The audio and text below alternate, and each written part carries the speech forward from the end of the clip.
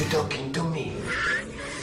Aujourd'hui, je suis très heureuse de passer un petit moment avec une comédienne qui me fait mourir de rire, Isabelle Nanty. Elle a multiplié les personnages inoubliables dans de sacrées comédies qui vont de Tati Daniel au prof en passant par Amélie Poulain. On la retrouve à l'affiche d'un film pour les plus jeunes, Le Grimoire d'Arcandias, dans lequel elle incarne une méchante, certes comique mais aussi délicieusement abjecte. Isabelle Nanty, moi, derrière son rire et son apparente légèreté, je suis assez persuadée que se cache un personnage plus complexe qu'on ne pense, en tout cas une comédienne pétrie de doute. C'est très gentil de me recevoir dans votre boudoir. Bonjour, vous allez bien? Très bien, je suis très heureuse de vous voir. Bah c'est gentil, merci. Top, viande de pigeonneau. Top, c'est bien dégueu. La vache!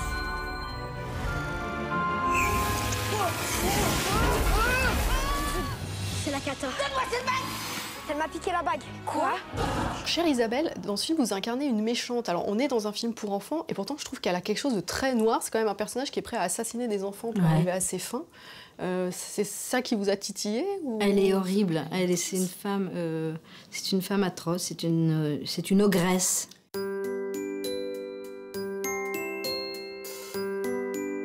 Dans les nuances qu'on donne à cette méchanceté, c'est rigolo à faire parce que ça va, même dans la sonorité de la voix, ça va chercher loin, comme ça, profond. Puis la méchanceté, c'est un certain rythme aussi.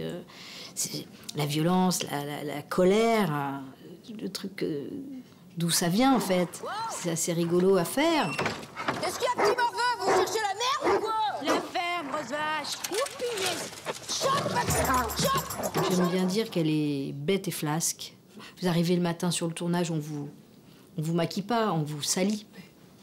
On vous graisse les cheveux, vous vous enfilez cette salopette dégueulasse avec des bottes qui sont pleines de boue et tout ça. C'est pas un moment super marrant dans la journée.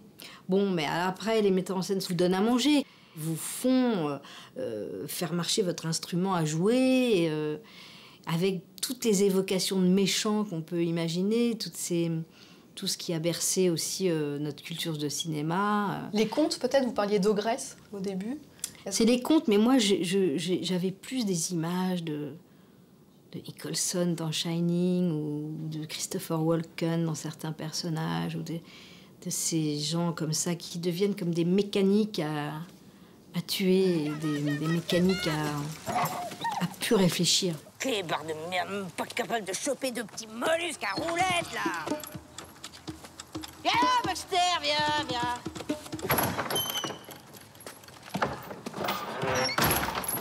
Ils viennent me péter le bidet, là, ces gamins, là. Et jouer une méchante dans un truc très sombre, pour le coup, c'est-à-dire ou un film de genre ou un drame, ça, vous pensez que ça pourrait être intéressant? Non, moi j'ai envie de passer à autre chose. D'être plus en accueil. Hein. Et moins en... Et vous ne pensez pas avoir été assez servi dans un registre comme ça, plus doux? Parce que quand même, cette douceur-là, vous avez l'impression de ne pas encore y avoir eu droit? De toute façon, je ne parlerai pas en termes d'être servi. Parce que je pense que rien ne nous est dû. Et que voilà, c'est une chance, à mon âge, de travailler encore, presque. Et puis c'est une chance de faire ce métier, tout court. Mais maintenant, dans ce que j'ai envie d'exprimer, et dans ce que j'aimerais pouvoir dire, c'est peut-être plus sombre, mais plus doux. Plus facile. Oui, c'est bizarre, mais plus mère, plus féminin, plus incarné, plus en phase avec l'époque, plus avec les autres aussi. Vous avez un projet, je ne sais pas si c'était pour le réaliser, autour de Bécassine. C'est oui. Toujours d'actualité. Eh ben, c'est toujours d'actualité, mais je ne le réaliserai pas. Et pourquoi ne pas le réaliser? Parce que je veux... cette émotion qu'il faut donner quand on joue un personnage comme ça, qui est tout en fébrilité, n'est pas compatible avec la certitude de la décision de comment se passe une scène et comment la mettre en place, la diriger. Quand j'avais fait mon film Le Bison, On m'avait dit, tu verras, jouer et mettre en scène en même temps, c'est difficile. Il faut que tu sois très en forme, il faut que tu fasses du sport. On m'avait dit des tas de trucs. Mais la chose que j'ai trouvée difficile, c'était de passer de la vulnérabilité à l'invulnérabilité.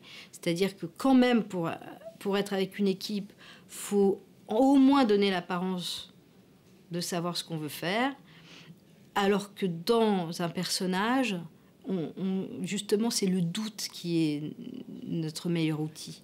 Et donc, c'est Maurice Barthélémy qui va mettre en scène. Voilà, c'est ce que j'allais demander. J'admire son travail et j'ai aimé tous ses films.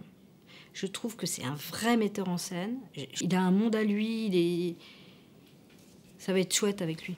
Mais voilà, c'est fou. En fait, j'ai l'impression que vous êtes plus fiers de ceux que vous avez formés, de toute cette bande, et sans doute d'autres, de ceux que vous avez mis en scène, que de ce que vous faites. Mais non, mais parce que...